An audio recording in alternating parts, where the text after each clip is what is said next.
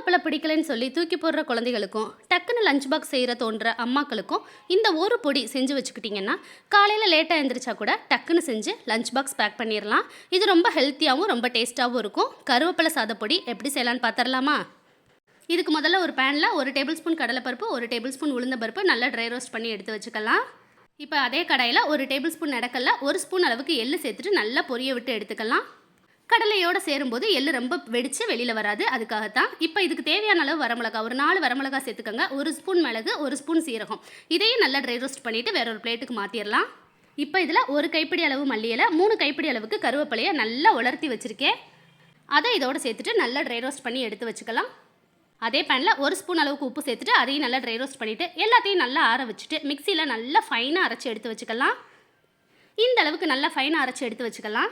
இப்போ ஒரு பேனில் 1 ஸ்பூன் ஆயில் சேர்த்துட்டு 1/2 ஸ்பூன் கடுகு, 1 டேபிள் ஸ்பூன் அளவுக்கு நடக்கல்ல சேர்த்துட்டு நம்ம அரைச்சி வச்ச பொடி உங்களுக்கு தேவையான அளவு 1 ஸ்பூனோ இல்லாட்டி 2 ஸ்பூனோ சேர்த்துட்டு 1 கப் அளவுக்கு சாதத்தை இதோடு சேர்த்துட்டு அடுப்பு ஆஃப் பண்ணிவிட்டு கிளறி எடுத்தால் ஒரு சூப்பரான கருவேப்பிலை பொடி சாதம் ரெடி ஆயிடுச்சு. கருவேப்பிலையில் அவ்வளோ சத்துக்கள் இருக்குது. நீங்களும் இதை ஒரு தடவை ட்ரை பண்ணி பாருங்கள்.